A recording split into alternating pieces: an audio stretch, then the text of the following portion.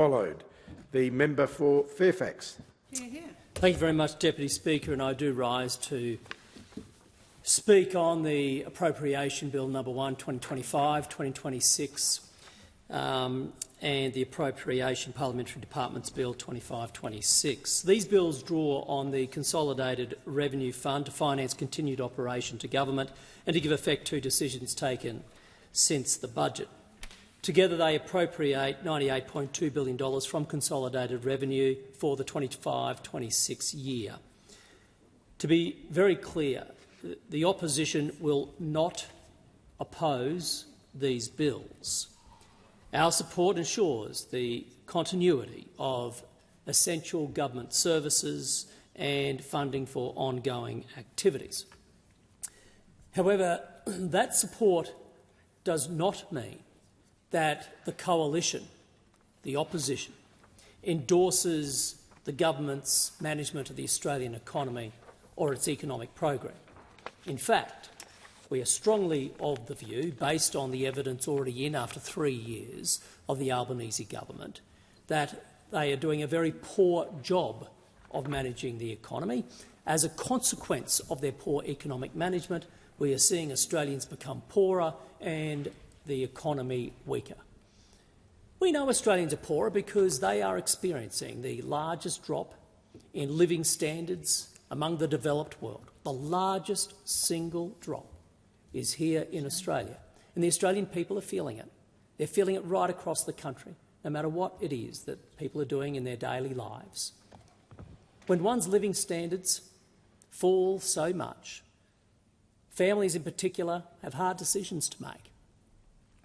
We are talking about families who are not just cancelling holidays, but they're telling their children, well, they can't buy that new pair of shoes. Some children are having to move school because the parents can't afford the school they were going to. We are seeing hard decisions being made by families about how to live their lives. We are seeing senior citizens make hard decisions such as, do they eat at night or do they heat their homes? Now, these are the day-to-day consequences of very poor economic management, where you do see the Australian people suffering enormously so. We know that the Australian people have been experiencing a per capita recession. Now, that continues to be the case. We have the cost of living only getting worse. We've seen the price of rent and housing around about 20%, insurance well over 20%, electricity and gas, they've gone up by well over 38, 39%. I mean, these enormous increases in everyday costs for the everyday Australian. And that's just the start.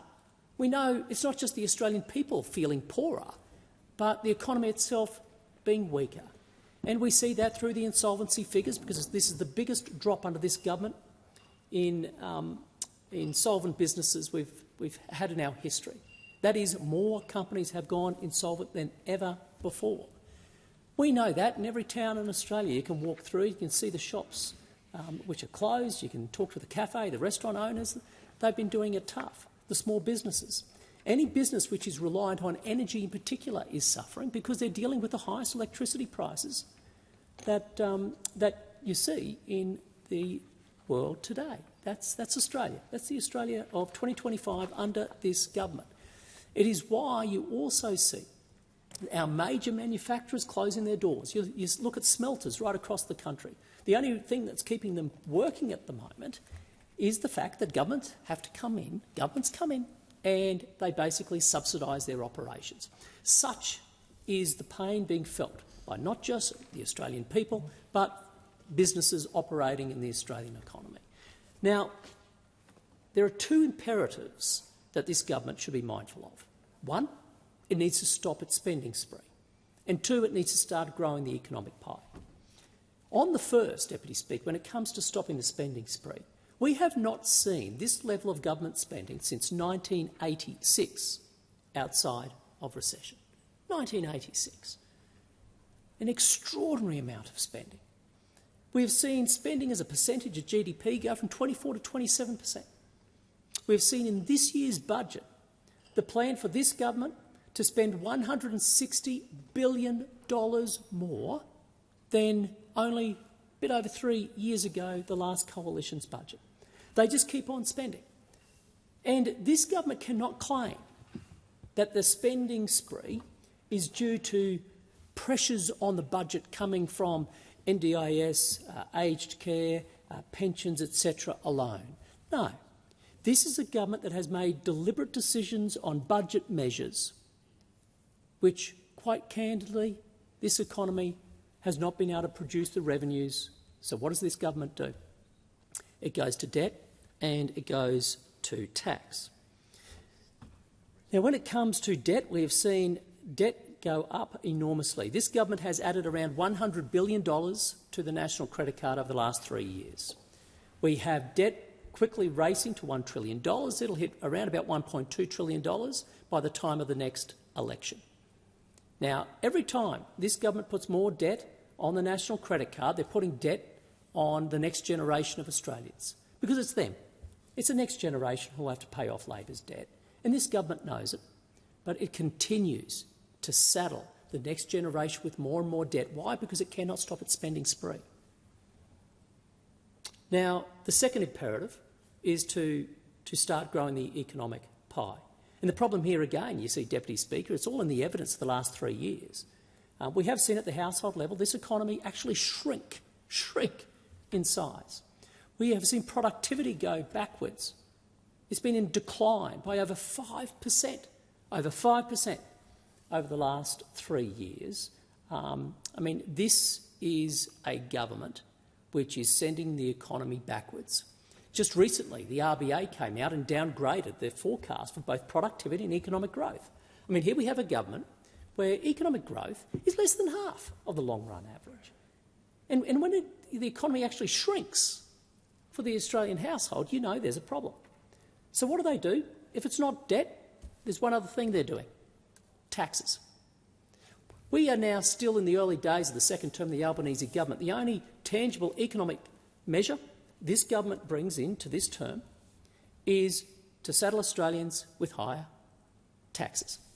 And that is through its superannuation tax. Super big, super bad, and it'll be hitting the Australian people. And worst of all, it crosses a red line in tax law by introducing the taxation of unrealised capital gains. In other words, theoretical profits. Profits Australians haven't even made, this government wants to tax them for. This is the state of affairs we are dealing with.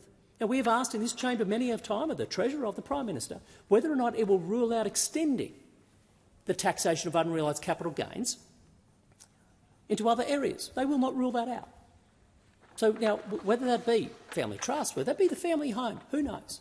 This government has been asked many a time in this chamber over recent weeks as to whether or not it will rule out a series of taxes. It will not rule out any further taxes. And we know why it needs more taxes. Because, one, it will not stop its spending spree. And two, it has proven to be incapable of growing the economic pie, which means it's either debt, taxes, they're the only things. If you're going to just keep on spending, well, you've got to put more on next generation in terms of debt, which, yep, they're doing, or they've got to come after people's tax. And that's precisely what they plan to do. I'll finish with this, Deputy Speaker. There's one simple thing this government could do if it wanted to fix the fiscal mess that it has created.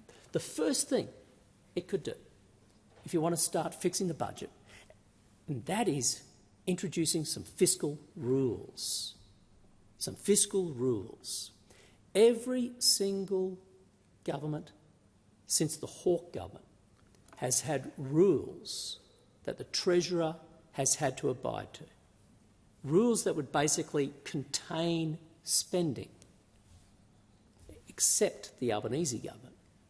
This Prime Minister has allowed this Treasurer to have free rein.